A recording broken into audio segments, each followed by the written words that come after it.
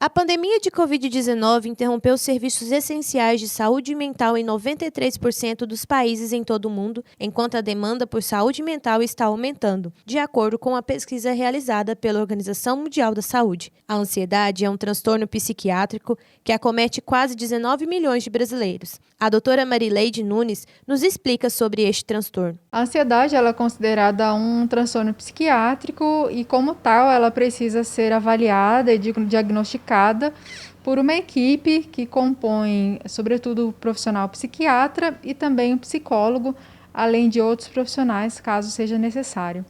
A ansiedade como transtorno ela é caracterizada por alguns sintomas físicos, cognitivos e emocionais comportamentais. Existe mais de um tipo de ansiedade, então quando a pessoa ela chega para avaliação no consultório de psiquiatria, por exemplo, ele faz várias perguntas para o paciente para saber qual é o tipo de ansiedade. Então, entre eles existe o transtorno de ansiedade generalizada, transtorno de fobia social, transtorno de ansiedade de separação, transtornos de estresse pós-traumático, todos eles dentro do quadro de ansiedade.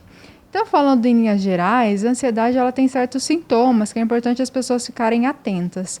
Por exemplo, sintomas físicos. É muito comum que pessoas com ansiedade sintam o coração bater mais forte, sintam palpitação, tremor nas mãos ou suor. Às vezes a pessoa sente os membros darem uma amolecida, a fazer a perna tremer. A pessoa sente dificuldade de falar também, às vezes ela sente que não consegue respirar. Todos esses são sintomas que a gente considera os sintomas físicos da ansiedade. Agora também tem outros sintomas. Então, no nível comportamental, como que é a ansiedade na vida da pessoa? Comportamentalmente, é uma pessoa agitada, que tem dificuldade em focar, em memorizar. Normalmente, ela é uma pessoa que é um pouco impaciente com as outras pessoas, se sente extremamente irritada. E uma característica bastante importante de pessoas que têm ansiedade é a dificuldade no controle ao falar. Pessoas que têm ansiedade, elas costumam falar muito rápido sobre diferentes assuntos e é muito difícil para a pessoa que está ouvindo poder acompanhar esses assuntos. Então, além dos sintomas físicos e comportamentais, a ansiedade também tem alguns sintomas que são emocionais.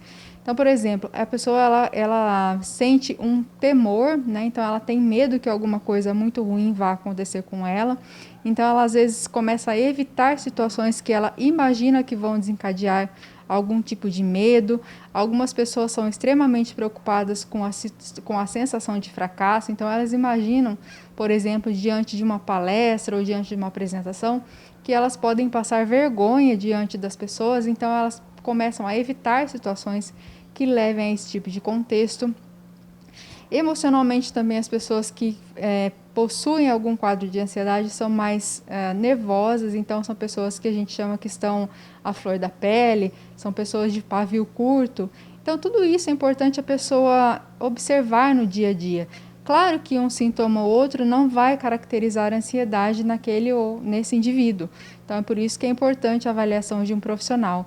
Mas se a pessoa notar que no dia a dia dela está perdendo rendimento, está perdendo oportunidades de interagir com a família, de interagir com os amigos, está perdendo qualidade de vida, aí é hora de procurar um profissional. Por quê? Certo nível de ansiedade é até importante como desafio para que a gente encare as tarefas difíceis da vida. Então, a ansiedade considerada normal, ela é uma reação orgânica, emocional, que é importante para que a gente se sinta disposto a enfrentar os desafios do dia a dia. Porém, quando esses níveis de ansiedade são elevados, eles podem prejudicar a vida da pessoa e é aí que ela precisa procurar um profissional para fazer a avaliação e o tratamento adequado. Normalmente, o tratamento envolve dois caminhos, um é auxílio medicamentoso e outro a psicoterapia.